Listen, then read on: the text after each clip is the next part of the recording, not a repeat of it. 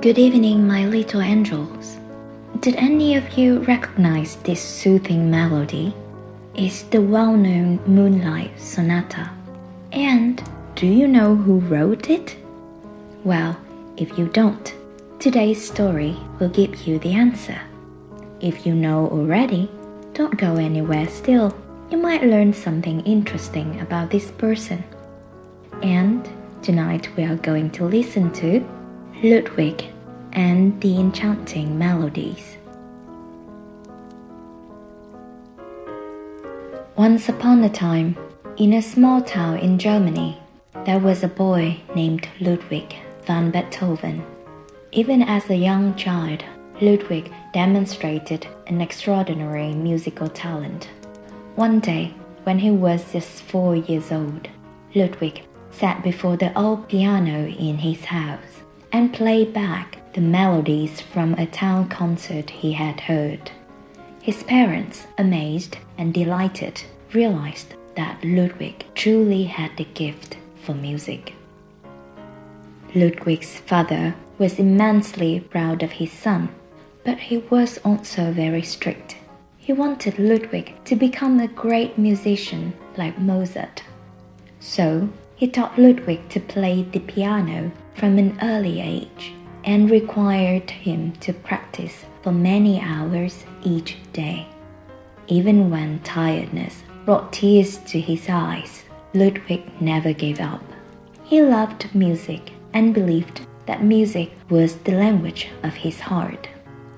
Each day passed in their small house by the serene river, filled with the sounds of Ludwig's piano and violin, creating warm moments between him and his father. One day, when Ludwig was 7 years old, he had the chance to perform in public for the first time. The performance took place in a large church, and the entire town came to hear the talented boy play. As Ludwig's tiny fingers touched the keys, the room seemed to hold its breath. Despite his very young age, Ludwig's piano technique surpassed his years. His fingers moved gently over the keys, creating pure and delicate music. He executed runs and techniques like legato and staccato masterfully. This showed not only his natural talent, but also his diligent practice. The pieces Beethoven performed that day had a clear structure, leading listeners into a musical story through sophisticated and varied developments. Ludwig's music contained many layers of emotion, from gentle and joyful to powerful and intense. The people in the church that day felt not just the music, but their joys and sorrows echoing through the space. Ludwig had an early grasp of human emotions, which was essential to why his music moved people's hearts. The tempo, intensity, and nuances in Ludwig's music were both sharp and unique. Even at such a young age, he could control these elements, making everything unfold just as he intended. The audience in the church pews felt a sincere soul deeply connected to music in every note. They were moved and convinced by his performance. 15 years later, Beethoven received an invitation from Haydn, a famed and venerable composer. Haydn wanted Beethoven to come to Vienna to study and further his career. Now, a young man of 22, Ludwig decided to leave his hometown and stepped into the musical capital of Europe. Vienna unfolded before Ludwig's eyes, like a vibrant painting, with its cobblestone streets, ancient buildings, and bustling life. With eyes full of curiosity and a heart full of determination, Beethoven stepped into the city. he sought out Haydn and began accelerating lessons with the esteemed composer, a mentor he deeply respected. From Haydn, Beethoven not only learned about music, but he was also introduced to the arts patrons among Vienna aristocracy. Beethoven balanced his learning with organizing concerts, where he showcased his compositions. His sonatas and concertos bore a unique, captivating mark. Never afraid to experiment, Beethoven created new combinations and unique structures. The audiences in Vienna were mesmerized by the enchanting melodies he performed. The aristocrats and arts patrons quickly recognized Beethoven's talent and were willing to provide him with financial support. But life was not always so kind to Beethoven. One afternoon, a few years later, amidst the echoes of music filling grand concert halls, elegant salons, and serene homes by the Danube, Beethoven was a young musician held in high esteem. He sat by his window, gazing at a small garden and listening to the birds' song. But that day, the sounds grew faint and disappeared, leaving a terrifying silence. Beethoven could no longer hear. Friends and family initially refused to believe he was losing his hearing. They thought it was a temporary condition that would soon pass. However, the instances of Beethoven not hearing his piano and not understanding conversation increased. With each passing day, his hearing faded. For the first time, Beethoven couldn't hear his music. The voices of friends and family became indistinct murmurs. Conversations grew difficult. He had to leaflet and write on scraps of paper to communicate. Doctors tried everything from traditional remedies to modern treatments, but all in vain. News of Beethoven's condition spread widely throughout Vienna. Those who loved his music felt worry and sorrow for such a profound talent. Some began doubting his ability to compose and perform, though some continued to believe in and support him. This misfortune severely blew Beethoven.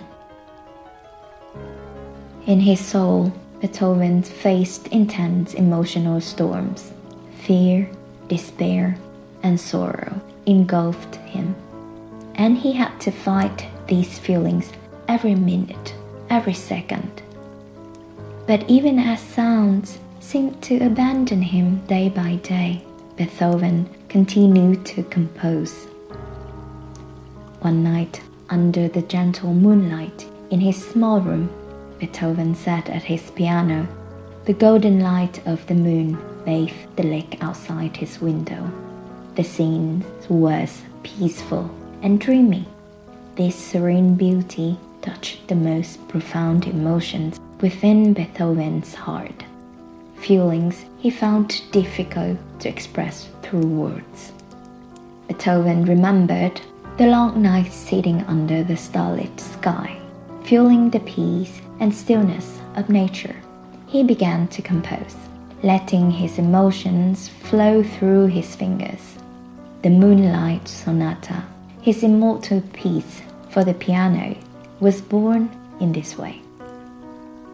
Its gentle, dreamy, serene melodies blended with yearning, despair, and pain.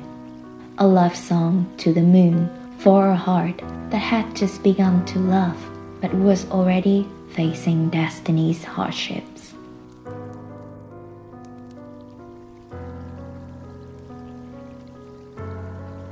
Eventually, Beethoven lost his hearing entirely. More than ever, he felt isolated and cut off from the world around him. He wanted to give up.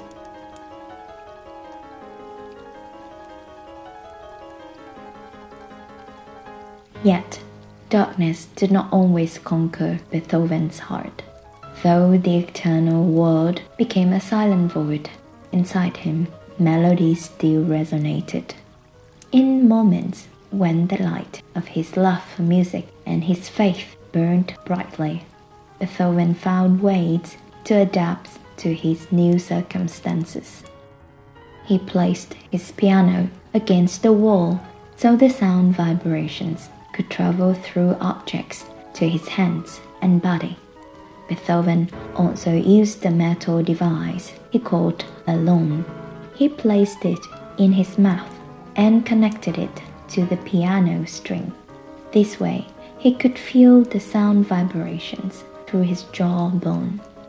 Every touch of his hands on the keys was an experience of the life within each note. Beethoven never stopped trying. Gradually, he discovered more ways to adapt and continue composing. Now, Beethoven did not just play and write music with his hands. He relied on his intuition and musical memory. His compositions began to reach new depths.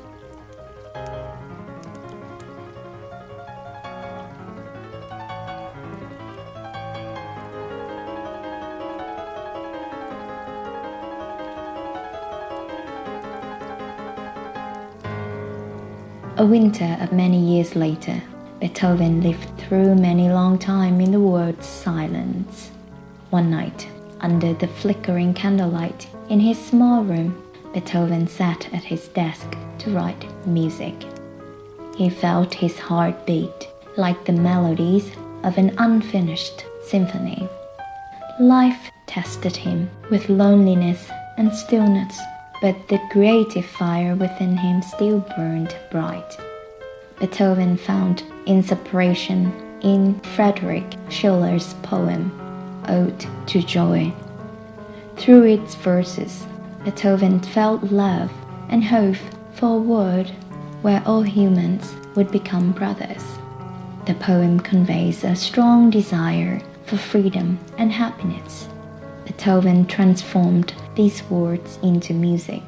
He wrote the Ninth Symphony. Then spring, in the internal cycle of nature, returned once more. Vienna was filled with the fresh air of joy. The city was vibrant, overflowing with music and art. Amid the soaring melodies everywhere, the story of the deaf musician remained cherished by those who loved music. Ludwig van Beethoven. The name was still spoken with both reverence and melancholy. News of Beethoven continued to compose left many puzzled. How could he create music when he couldn't hear it? Many doubted such a possibility. Then, the memorable day in May arrived. The Carnater Theater in Vienna witnessed a historic night. Beethoven had completed his Ninth Symphony and decided to present it to the public. The concert hall was packed, filled with people who came out of affection and curiosity, seeking answers from Beethoven. Under the brilliant light illuminating the stage, the orchestra began the first notes of the symphony. Each beat of the drums and each sound of the violins resonated with compelling force, gripping the hearts of the audience. Beethoven turned away from the audience and conducted the orchestra confidently and gracefully.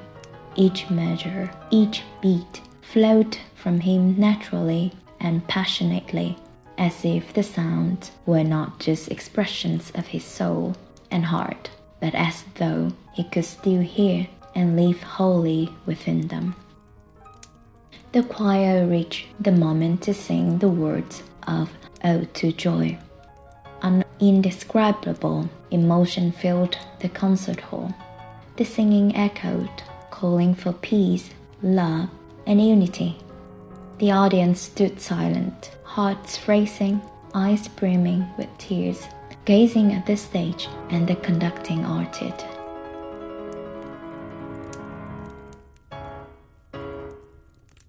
When the symphony ended, an awkward silence briefly enveloped the space before it erupted into applause and enthusiastic cheers.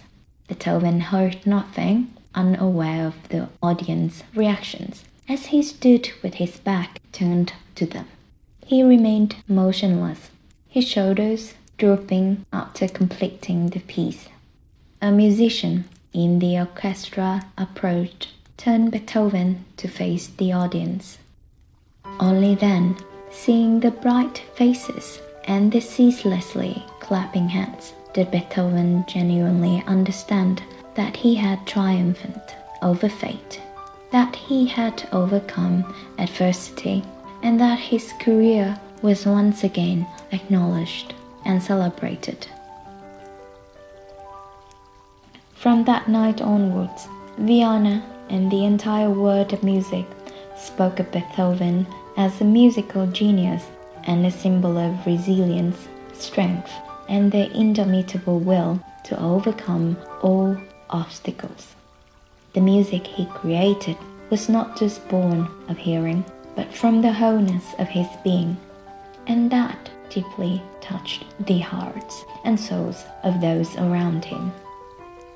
Beethoven lived for 3 more years before he passed away. Ludwig van Beethoven was born on December 17, 1770 in Bonn, Germany. From a young age, he exhibited extraordinary music talent and was rigorously trained by his father, Johann van Beethoven. In 1792, Beethoven moved to Vienna to study music with Joseph Haydn. It was then that his musical career and life truly began. Prominent works from his peak creative period from 1803 to 1814 include Symphony No. 3, as known as Eroica, Symphony No. 5, Symphony No. 6, as known as Pastoral, and the Moonlight Sonata. In his later years, from 1815 to 1827, Beethoven composed significant works such as the Symphony No. 9, with its choral finale, Ode to Joy, his late piano sonatas like the Hammerklavier, and his string quartets. Beethoven passed away on March 26, 1827 in Vienna. Thousands attended his funeral, expressing their respect and admiration for the musical genius. Beethoven's works expanded the boundaries of classical music and laid the foundation for the Romantic period in music. He is regarded as one of the greatest composers ever, profoundly influencing countless generations of musicians. And that is the end for today's story. Good night, and I see you next time.